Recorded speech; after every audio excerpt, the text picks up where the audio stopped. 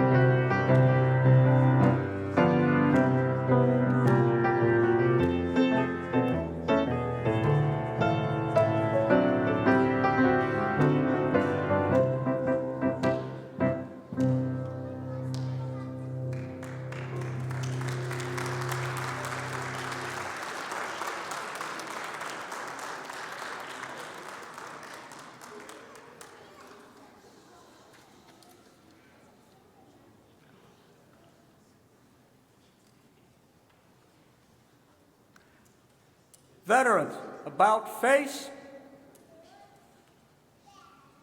Attention. Color Guard, post colors.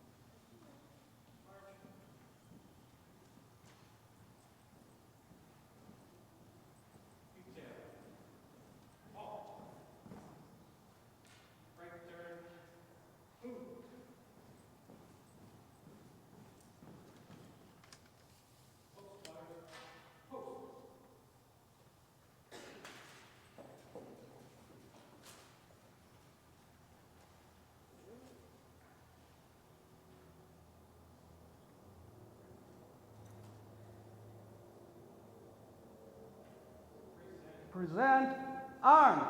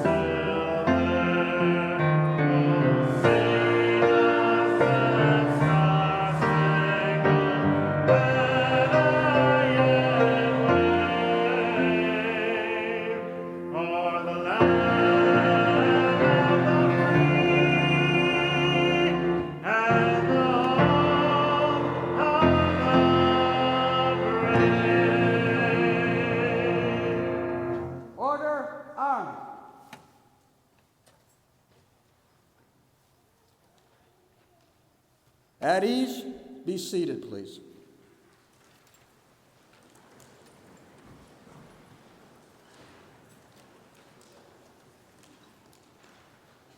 Good morning, and welcome to Shaarey Zedek's annual Veterans Shabbat.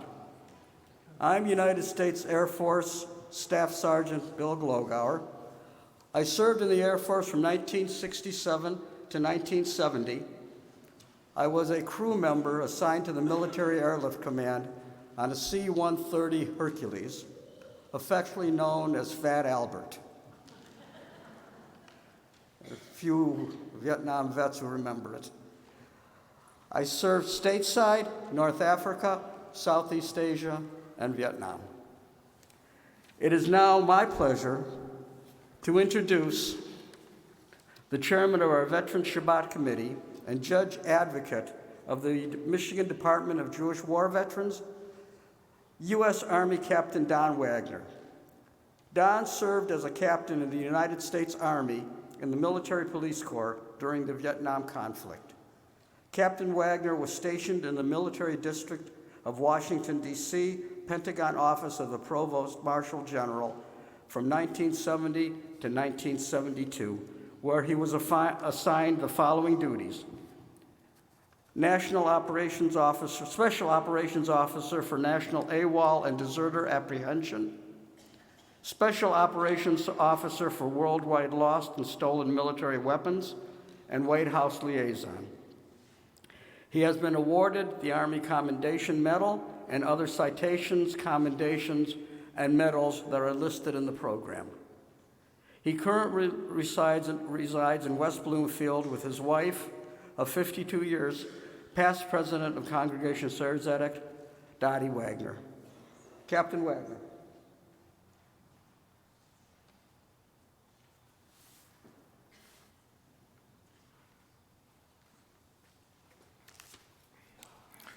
Thank you, Bill, and Shabbat Shalom. It is once again my privilege and honor to welcome our veterans, their families, congregational members, and guests, here and at home, to the 14th Annual Congregation Shaarey Zedek Veterans Shabbat, and to acknowledge and express our appreciation to the many people listed on the inside cover of your handout, with a special note to Linda Cohn, whose vision was the beginning of Veterans Shabbat, the color guards of the Southfield Police and Jewish War Veteran, coordinated by Air Force Sergeant Bill Glogauer, and to Elaine Ashkenazi for a dedication to this event. This year, we again note the participation of both relatives of veterans as well as students and children who have chosen to participate in honor of veterans. On behalf of the entire Michigan Department of Jewish War Veterans, we thank them. They are the flag bearers who will perpetuate the legacy of the Jewish war veterans. It is also time to remember those veterans that have left our ranks in the last year.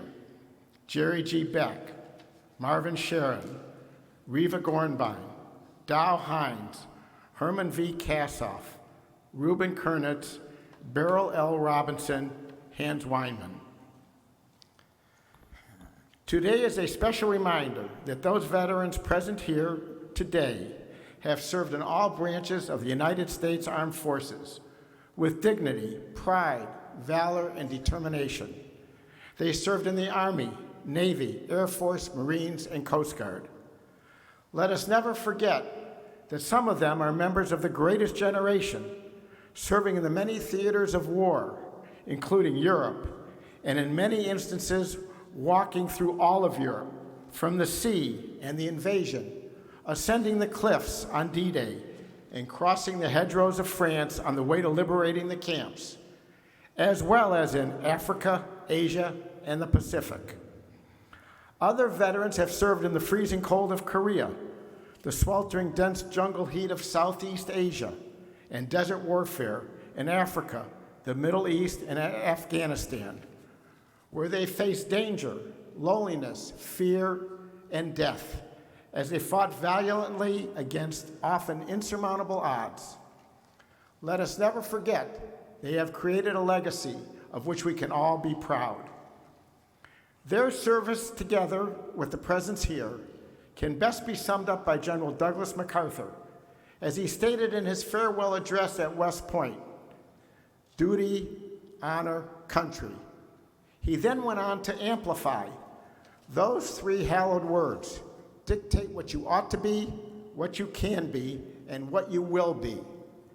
They are your rallying point to build courage when courage seems to fail, to regain faith when there seems to be little cause for faith, to create hope when hope becomes forlorn. Why on this Veterans Shabbat do I quote General MacArthur? Permit me a moment of personal reflection. I was recently contacted by a U of M student in the Jewish Studies program who, as part of his curriculum, was preparing a podcast on the effects of social issues and urbanization on returning Jewish veterans. However, he ended the interview with what he thought was a simple question: what did I get out of my military service? I paused for a moment for the purpose of hopefully preparing a cogent response. I replied that my training and time in service taught me what I actually just quoted from General MacArthur: duty, honor, country. I learned to respect those around me, whether senior or junior in rank.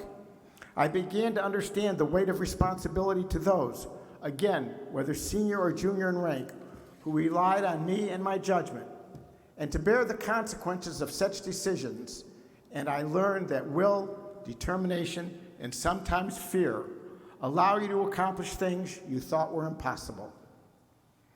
Not only am I proud of my military service, I am grateful for it and the lessons it taught me. While Memorial Day is typically the day for remembering and Veterans Day for honoring, We remember by honoring, and we honor by remembering. In fact, our entire Jewish heritage for centuries has been built by transmitting and remembering, Lador Vador. Establishing and maintaining the legacy of Jewish war veterans is not a burden, but an honor, a privilege, and a sacred obligation for all of us. We also always remember and join with our veterans in honoring and paying tribute to the veterans' families, the wives, children, parents, and others left behind, living in fear and loneliness and not knowing for long periods of time of the welfare of their loved ones. But why is this Veterans Day of 2023 different from all other Veterans Days? I think I would be remiss in my duty if I failed to mention another war, of which we are all acutely aware. While we had hoped that the greatest generation and others had fought a war to end all wars, apparently it was not to be. The Middle East and our homeland is in the midst of what might be the most important war that we Jews will ever know. While this day is a day that is dedicated to our armed forces that are ever vigilant in protecting our country, our freedom, and our way of life, we likewise dedicate it to our brother and sister veterans of the IDF and fighting forces of Israel, who, like our veterans here today and those that are no longer here, are fighting for their freedom and peace, as well as for all Jews. Due to technology, we are now exposed 24/7 to the same losses, loneliness, and fear their families suffer, just as our veterans' families did, and our hearts and prayers are with them. In closing, I quote from the President's proclamation on national veterans and military families of last year. We have marveled at the devotion of military families and their resilience.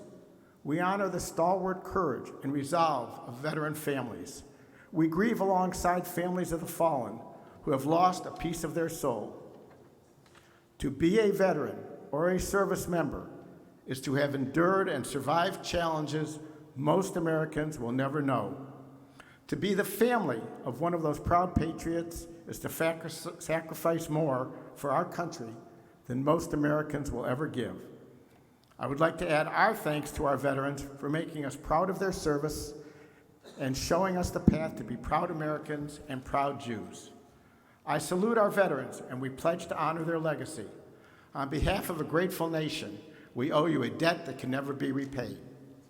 Thank you.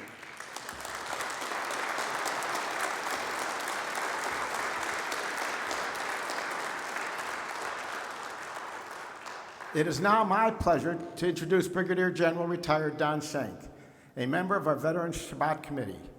A 35-year veteran of the U.S. Army, General Schenk served our nation in peace and war and continues to serve. He served in both operational and defense acquisition assignments, receiving numerous awards and commendations, including the Distinguished Service Medal, Bronze Star Medal, Soldier's Medal, Legion of Merit, and Meritorious Service Medal. He continues his commitment to the military, our veterans, and our community through various volunteer endeavors, many too many to name in their entirety. He has served as Chief of Staff of the Department of Michigan of the Jewish War Veterans and currently serves as Post Commander of Post 135, named in honor of Medal of Honor recipient and Congregation Shaarey Zedek member, 2nd Lieutenant Raymond Zussman of blessed memory. I cannot begin to describe for you the unlimited time and effort General Schenk devotes directing and caring for our veterans, including ongoing participation in a wide variety of ways with the National Jewish War Veterans, Fisher House of Michigan, and others, all seeking to better the lives of and otherwise honor veterans. We are so grateful for his distinguished leadership, understanding, and compassion for all, and he is a credit to himself, his family, the armed services, the Jewish War Veterans, and Congregation Shaarey Zedek. He and his wife Janet are active members of Shaarey Zedek and reside in Bloomfield Hills. General Schenk.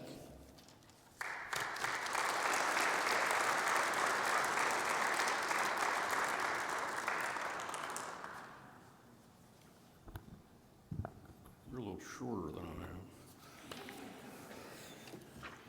Shabbat Shalom. Thank you for that kind introduction, Don, and thank you, Dottie, for your history of leadership in this congregation, this synagogue, and for lending dawn to our efforts to recognize all of our veterans and their families. Rabbi Starr, Rabbi Dahlin, Hazzan Propis, Ritual Director Ruby, Executive Director Rich, somewhere, President Miller, somewhere, members of Congregation Shaarey Zedek, your extended families and friends, and especially the staff of this congregation, without whom absolutely nothing happens.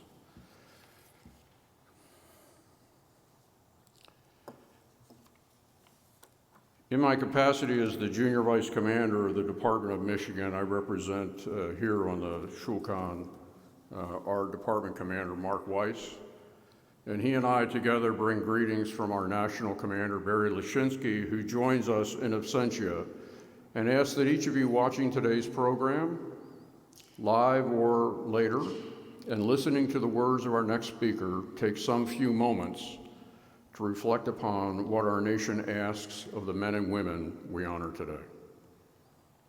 A few words about service and those who have served or continue to serve before I introduce our speaker. To understand a veteran, you must know the following. We left home as teenagers in our early 20s or in our early 20s for an unknown adventure. We loved our country enough to defend it and to protect it with our lives. We said goodbye to friends and family and everything we knew. We learned the basics, and then we scattered in the wind to the four corners of the earth. We found new friends and new family. We became brothers and sisters, regardless of color, race, or creed. We had plenty of good times, and yes, plenty of bad times. We didn't get nearly enough sleep. We smoked too much, yes we did. And we probably drank a little bit too much too. We picked up good habits and a lot of bad habits. We worked hard and we played harder. We didn't earn a great wage. You don't do this for the money. We experienced the happiness of mail call and the sadness of missing important events in our families' lives and in our own lives. We didn't know when or even if we were ever going to see home again. We grew up fast, and yet somehow we never grew up at all. We fought for our freedom as well as the freedom of others. Some of us saw actual combat, some of us didn't. Some of us saw the world, and some of us didn't. Some of us dealt with physical warfare. Most all of us dealt with psychological warfare. We have seen and experienced and dealt with things that we can't fully describe or explain, as not all of our sacrifices were physical. We participated in time-honored ceremonies and rituals with each other, strengthening our bonds and our camaraderie. We counted on each other to get our job done, and sometimes to survive it at all. We have dealt with victory. We have dealt with tragedy. We have celebrated and we have mourned. We lost a few along the way. When our adventure was over, some of us went back home. Some of us started somewhere new, and some of us never came home at all. We all gave some, and some gave all. We have told amusing and hilarious stories of our exploits and adventures, most of which are true. We share an unspoken bond with each other that most people don't experience, and even fewer will ever understand. We speak highly of our own branch of service and poke fun at the other branches. We know, however, that if needed, we will be there for our brothers and sisters and stand together as one in a heartbeat. Being a veteran is something that has to be earned, and it can never be taken away. It has absolutely no monetary value, but at the same time, it is a priceless gift. People see a veteran and they say, "Thank you for your service." When we see each other, we give that little upwards nod or slight smile, knowing that we have shared and experienced things that most people have never done. So from myself to the rest of the veterans here and to your families, I commend you and I thank you for all that you have done and sacrificed for our country. Try to remember the good times and make peace with the bad times. But most importantly, stand tall and proud, for you have earned the right to be called a veteran. On my phone is a quote from the 40th President of the United States. It reads, "Some people live an entire lifetime and wonder if they have ever made a difference in the world. A veteran does not have that problem." Those we honor today will never wonder if they made a difference. Time shall not dim the glory of their deeds. Now, with all of that firmly planted in your brain housing group, let me get to the task at hand. Rachel Baker is an intelligence specialist in the Michigan Army National Guard. When placed into federal service, the National Guard is part of the United States Army. She's going to tell you her story, but I thought it was important to place some of that into context because it can be a bit confusing. So with that, Specialist Baker.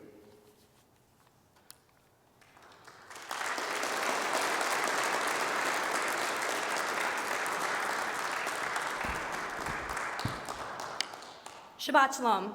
My name is Rachel Baker, and I am a 20-year-old U.S. Army combat veteran. In 2020, when I was 17, I enlisted in the Michigan Army National Guard. This is my story. I left for basic training in June of 2021. 2.5 months later, I started my job training as an intel analyst, graduating in December of 2021. I arrived home late that evening, and the following day, I found out my unit was going to be deployed to Syria. I was shocked, to say the least.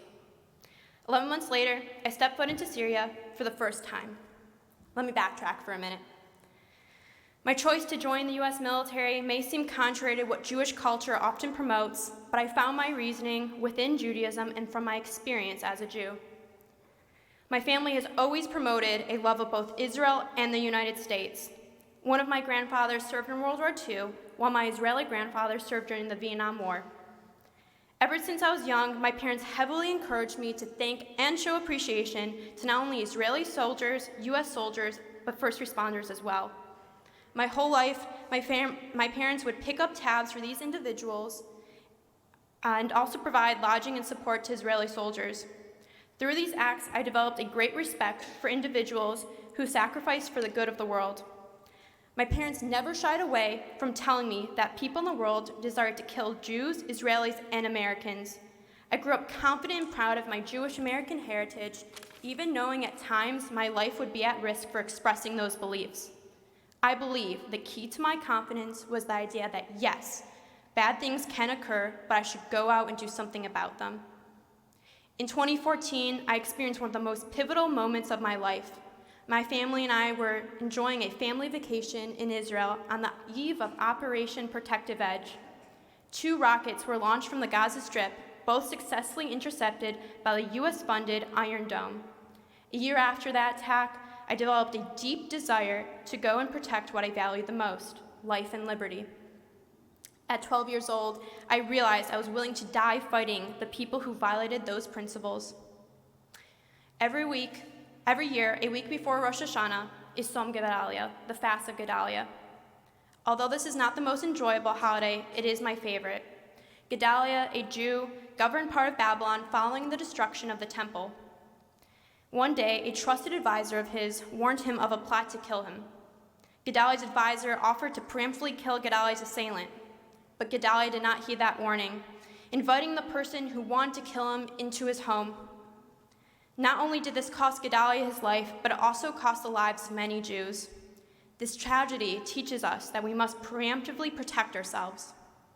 In Parashat Bechokotai, it states, "Your army shall give chase to your enemies, and they shall fall before you by sword." In other words, we must go out and kill our enemies. We must actively protect ourselves. This is a principle that I have embraced and one of the numerous reasons I have a deep and an enduring desire to serve. This was my experience in Syria. During my time in Syria from 2022 to 2023, our mission was to contribute to the enduring defeat of ISIS by advising, assisting, and enabling our partner forces. I was rarely happy in Syria. I was so overwhelmingly stressed. I worked 12 to 16 hours a day, 7 days a week with not a single day off. I gave intelligence assessment and threat analysis to special forces, infantry, air defense, artillery, and combat engineers. I had pressure from numerous officers, from myself, and from God to give everything I had to my job. I wanted to ensure the safety of my fellow soldiers. For the first time in my life, I didn't look to the future to get me through the day. In a span of 259 days, there are only a few where I looked forward to the end of the day. I loved my job and I took it very seriously. I dreaded the end of my deployment, and as I am standing here today amongst the community I so greatly missed, I still have a part of me in Syria that will never come back. My deployment started at the most northern base in Syria. I was deployed there with my section of other intel analysts. Within the first week, we celebrated Thanksgiving. This was my second Thanksgiving away from my family, but many of us were in high spirits and excited to get on with our deployment. Fast forward a month, and I was getting the hang of things with regards to my job. I looked forward to waking up every day to read about the new intelligence reports. Hanukkah arrived. I was fortunate to be able to celebrate with 2 other Jews on my base. January 2023 rolled around. January 8th arrives. My birthday. I turned 20 in Syria.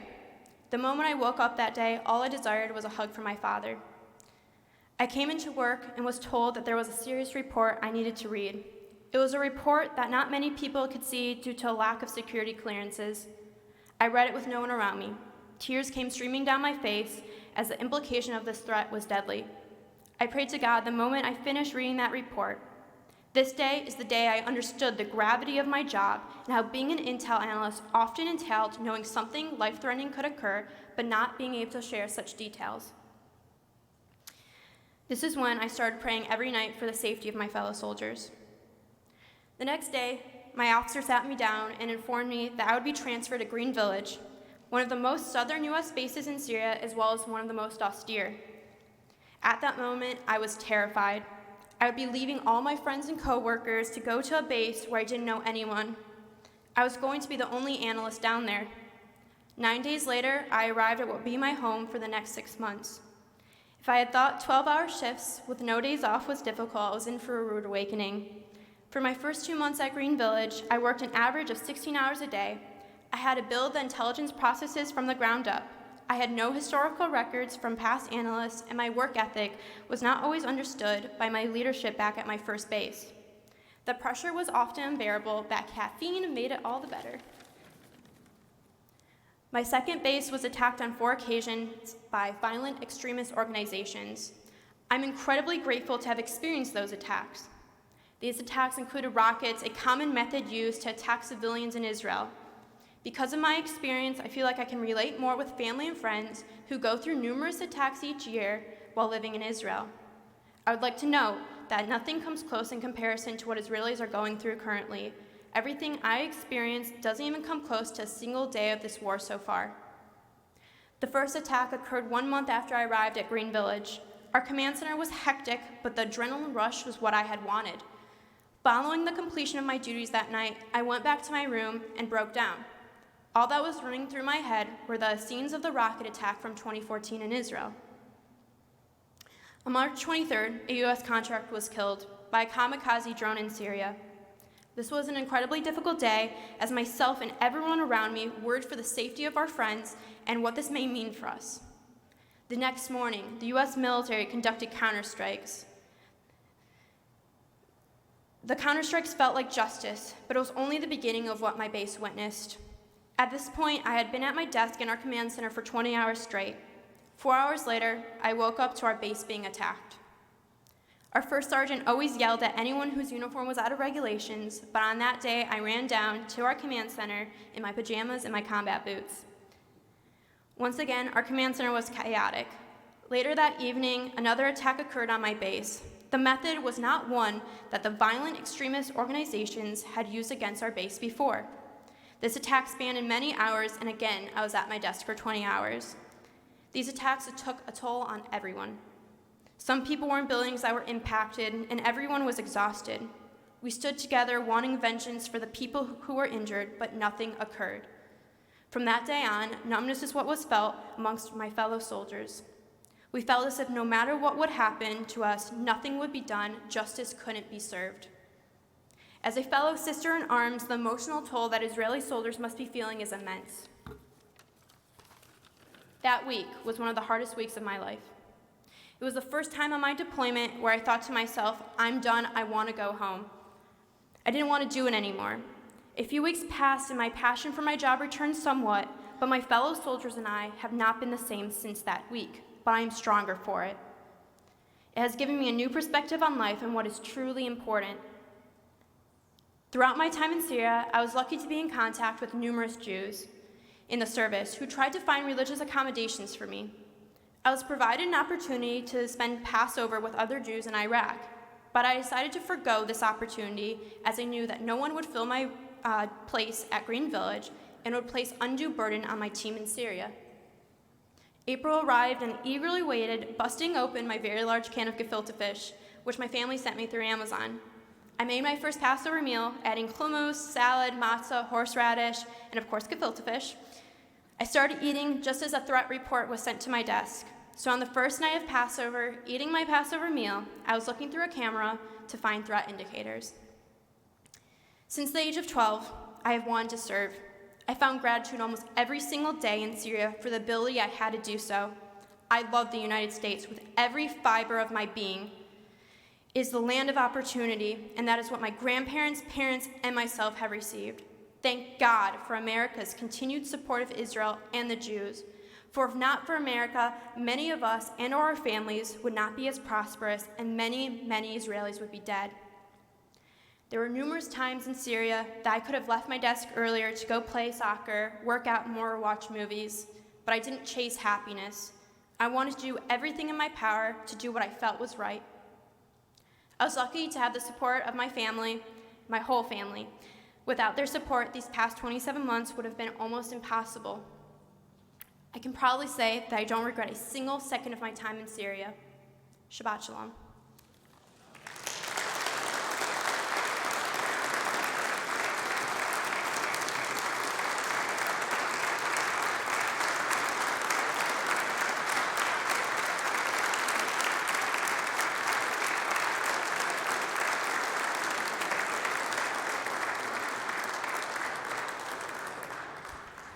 Rachel, thank you so much for your service to our country. Thank you for your words this morning.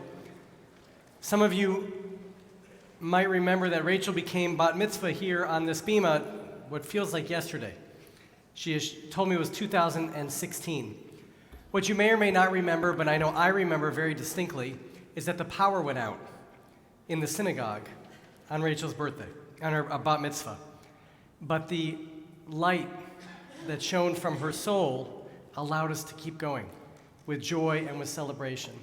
It is that same light that continues to let liberty shine in this country and throughout the world. So Rachel, I hope you know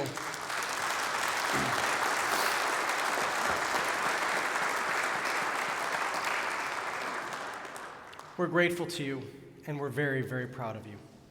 Yasher koach, kol hakavod, and thank you. Hazzan? It's been a tradition since the beginning of our Veterans Day Shabbat to salute the men and women in every branch of our armed services. If you are able, please stand when your service is presented.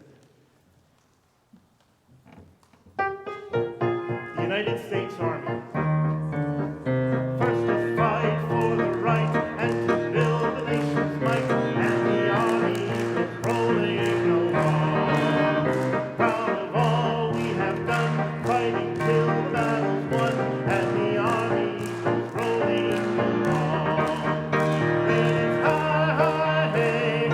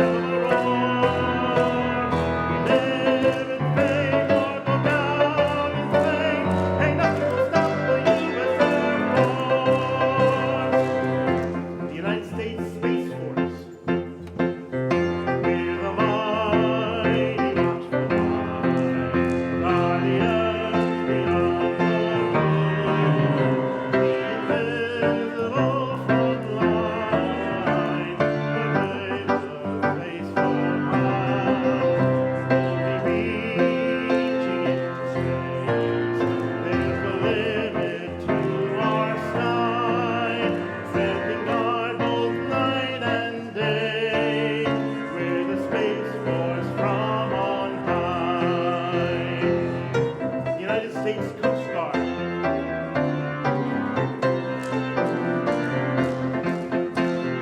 Here's to the Coast Guard marching song. We fight on land, on sea, through surf and storm and howling gale. High shall our banner be. Remember Propis is our guide, our fame, our glory too. We fight to win or fight and die. Coast Guard, we are for you.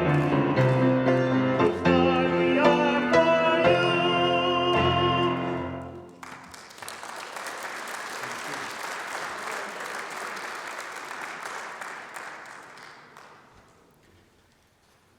To our veterans, we say thank you. Deeply and profoundly, thank you. On behalf of all of us, thank you. We as Jews know that liberty and peace should never be taken for granted. We know that liberty and peace are what we pray for and hope for every day.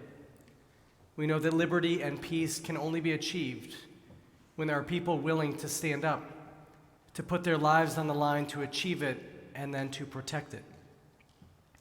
If there's anything that we have learned already from what happened on October 7th in Israel, it is a reminder that we should never take our liberty for granted, that we should never take freedom for granted, that we should never forget what it means, the incredible blessing to live in peace.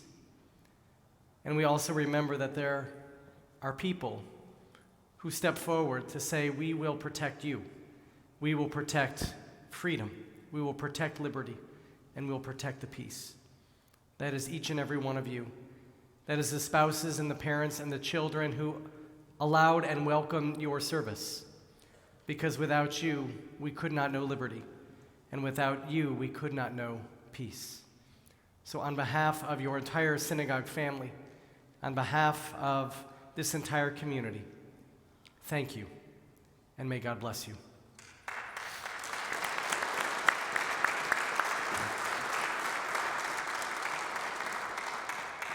In this moment, I'll ask the veterans and their families sitting with them to please remain in your seats, but if I can invite the entire congregation to rise.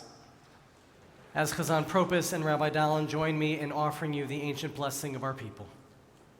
Yevarechecha Adonai ve'yishmerecha. May God bless each and every one of you and protect you. Ya'er Adonai panav elecha v'chuneka. May God's light shine on you and forever be gracious unto you. Yisa Adonai panav elecha v'yaseim lecha shalom. And for all that you have done to secure our peace and to protect our peace, may God bless each and every one of you with peace. And we say together, Amen.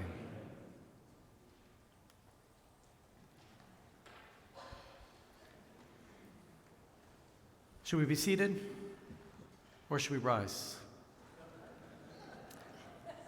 Let's invite the whole congregation to rise. Let's do that. Because I'm feeling it right now. God bless this country of ours. God bless our veterans. God bless each and every one of us with liberty, with freedom, with peace. May God bless the USA.